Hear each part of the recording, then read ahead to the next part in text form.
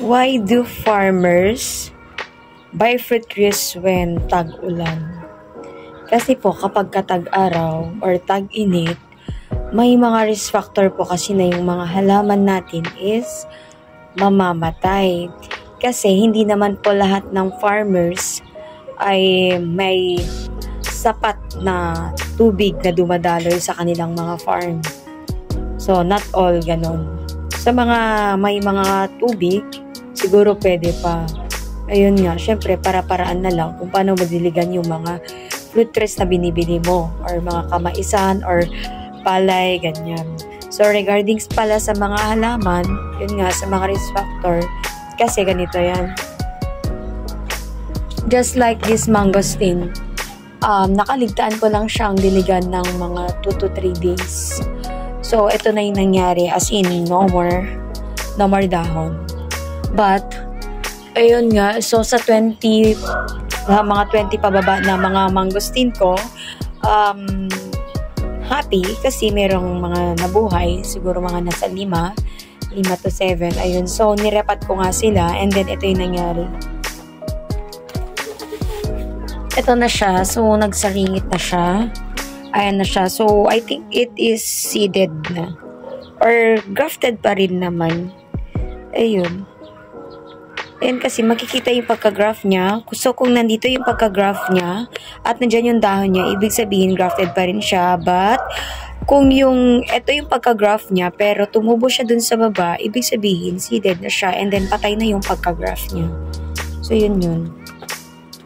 So, yun nga, kapag bumili ka ng grafted, kapag namatay yung pagka-graft niya at buhay pa yung nasa ibaba niya, yung seeded niya, so not totally lost yun kasi tutubo pa rin yun. Ngunit yung ini-expect mo na grafted, which is mga dwarf or mabilis na mamunga, is magiging seeded na sila, which is matagal mamunga, but depends on halaman. Meron kasing mga halaman na mabilis mamunga, meron din yung mga matagal mamunga, so ayun, pasensya lang and then tiis-tiis lang. So, yun nga. Kaya naman meron yung mga customer na sinasabihan ko na kapag bumili sila ng mga halaman, ay dilig-diligan lang nila or once a day yung dilig. Kapag lalo na yung mga nasa backyard, ayun. Usually kasi yung mga kumukuha ng hindi tag-ulan is sa backyard lang nila tinatanim. But, meron din naman mga farmers na bumibili kahit tag-init kasi may supply sila ng tubig. Ayun, so hindi pare-parehas. And then yun nga, meron yung mga iba, hinihintay talaga nilang umulan para kapag nagtanim sila, malambot yung huhukayin nilang mga soil. Kasi usually, kapag farm area, farmland, medyo matigas yung mga soil dyan, sa potek, ganyan. So, yun nga, meron yung mga bumibili talaga ng soot sa mga sa mga lupa nila. Meron kasi yung mga halaman na hindi suit sa lupa. Meron yung mga farmland na sobra yung init. May mga halaman na hindi rin pwedeng direct sunlight. Ayun. So, yung iba, when we say direct sunlight, yung mga just like manga, citrus, guavas, ganyan, yung mga nagsusurvive sa init. Pero kapag sinabi ni seller na yung halaman na yun, hindi siya nagsusurvive sa init, pang shaded area lang siya, mamatikakin niya na gamin. Meron yung mga halaman na namamatay sa init, so maglo-loss ka. So pag nag-loss ka, pwede mong pagkasalanan si seller na namatay naman yung halamang nabili ko. Kasi nga po, bawal po yun sa init. Or minsan napapasaktan na rin during pagkakatanim, ganyan. For example, okay mo naman siyang nabili, bakit siya namatay? Kasi pwedeng napasaktan siya. Ayun. Kaya nga minsan, kapag may dinideliver sa'yo, huwag mo munang itatanim. Tingnan mo muna kung okay talaga siya. Kasi minsan meron talaga yung mga excited na tao na kapag kabibili lang nila ng halaman, tinatanim na nila. For example, ako.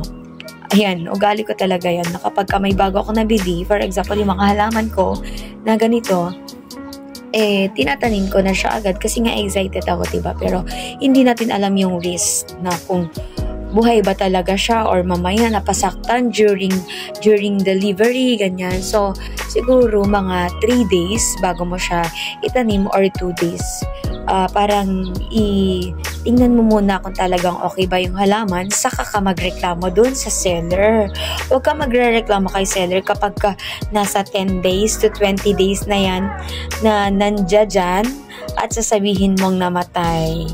Kasi may tendency na baka naman napabayaan mo sa dilig, napabayaan mo na nakalagay sa araw, kaya namatay. So, ayun.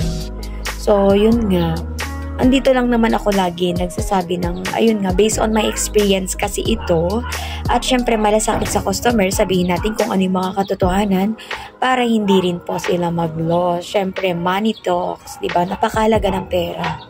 Kaya, pahalagahan ko, yun nga yun. Kaya namatay kasi it was my fault, diba, na hindi ko siya nadiligan. So, wala akong ibang sisisihin kundi ang sarili ko kapag ka yung nabili ko ng buhay is namatay at 10 days pataas, ganun.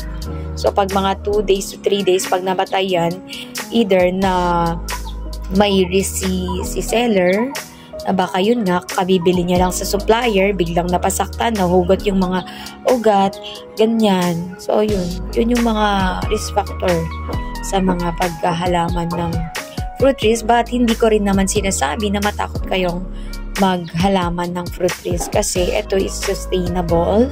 At yun nga, napakagandang investment ng mga fruit trees kasi meron yung mga 1 taon, 2 taon, 3 taon, 5 taon, mamumunga na sila. Sadyang kapaki-pakinabang nga naman talaga yung mga fruit trees. Just imagine, yung iba nagbe-waste ng 150 pesos. What if bumili sila ng halaman na mamumunga within 1 year, ganyan.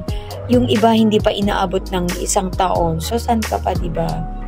Kaya, PM lang sa mga gusto mag-avail ng fruit trees. Bye-bye!